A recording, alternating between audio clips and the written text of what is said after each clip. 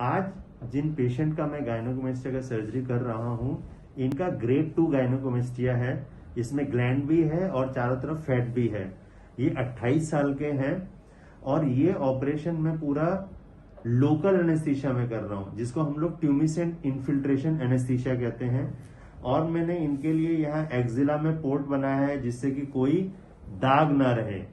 और जब ग्लैंड निकालेंगे तो निपल एरुला के नीचे कट करके इस ग्लैंड को निकाल दिया जाएगा। बाकी मेरे पेशेंट आपको बताएंगे कि उनको ये कंडीशन कब से है। प्लीज बताइए। ये जब मैं 10th ग्रेड में था, क्लास 10 में। अच्छा। तो उस वक्त मुझे ऐसा कुछ फील होता था कि ये मेरा चेस्ट एरिया कुछ थोड़ा भारी भारी लगता था। अच्छा।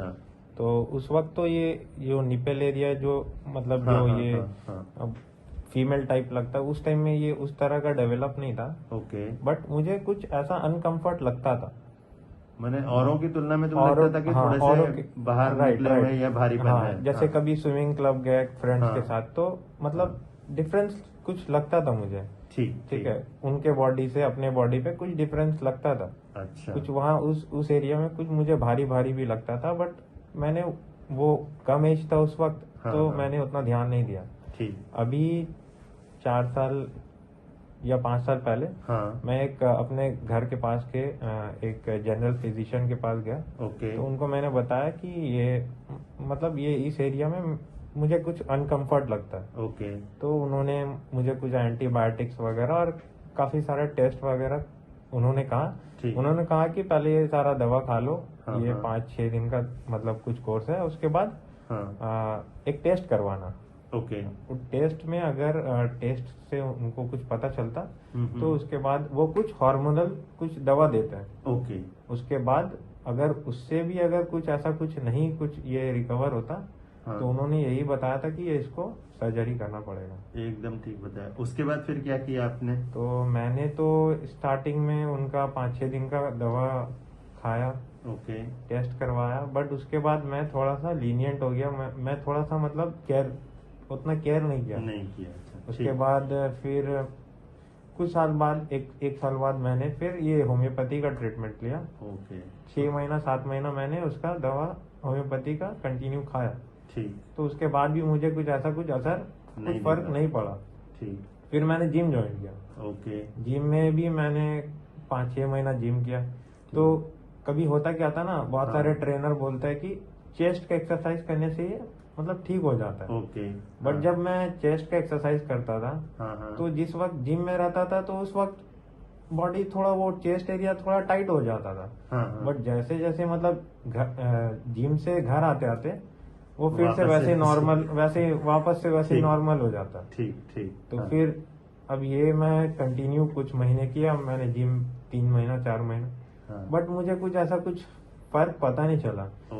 मेरे जो ट्रेनर थे वो बोले कि नहीं ठीक है, मैं ठीक कर दूंगा, तुम्हें थोड़ा साल भर टाइम देना होगा, ऐसा है वैसा। उन्होंने बोला मुझसे पर्सनल ट्रेनिंग लो, मैं तुम्हारे ऊपर ज्यादा ध्यान दूंगा, तो मतलब इसको रिकवर कर दूंगा। बट ये एक्चुअली ऐसा कुछ काम आया ही नहीं। बिल्कुल आप ठीक बता रहे हैं। तो फिर उसके बाद क्या हुआ? फिर उसके बाद मैंने जिम चेंज कर दिया।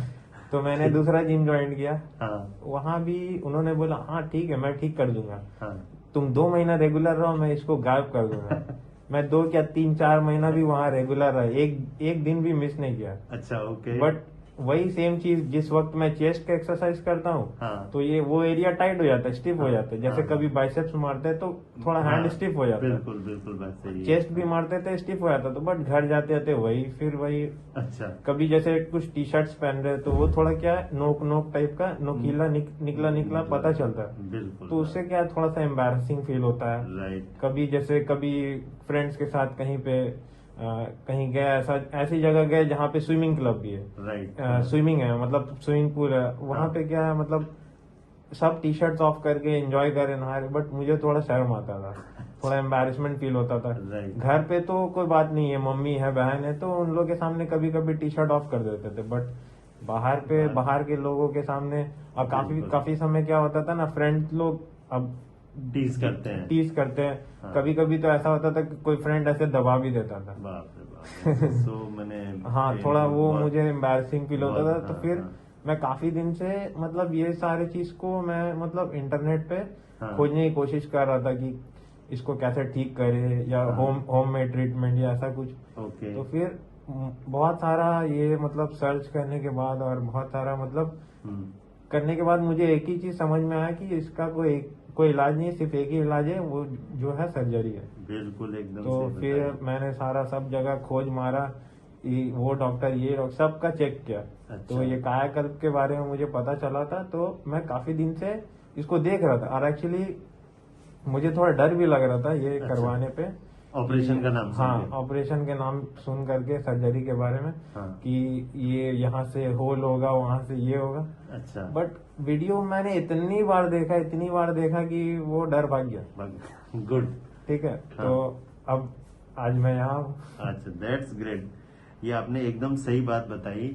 इसमें ना कोई पर्सनल, जैसे आपने बताया ना पर्सनल ट्रेनर भी रख लिया, तो देखो मैंने जैसे पहले बताया, कोई जिम, कोई एक्सरसाइज, स्पेसिफिक कोई एक्सरसाइज, कोई डाइट, कोई मेडिसिन, कोई इसमें काम नहीं करती। एक बार यदि गायनेकोमेस्टिया डेवलप हो गया है तो उसको एकमात्र एक ही इलाज है, ऑपरेशन। राइट। मैंने आपके प्लास्टिक या कॉस्मेटिक सर्जन को कांटेक्ट करके लाइपोसक्शन और ग्लैंड को निकलवाना, क्योंकि एक बार लाइपोसक्शन और ग्लैंड निकाल दिया तो ये जिंदगी में कभी भी दोबारा नहीं होता। यही एक 100% इसका इलाज है। Thank you. Thank you. उठे। बैठिए। ये हुई ना बस, मेरा देखो हाथ से छू के देखो, पूरा गायब हुआ कि नहीं हुआ। जादू हो गया।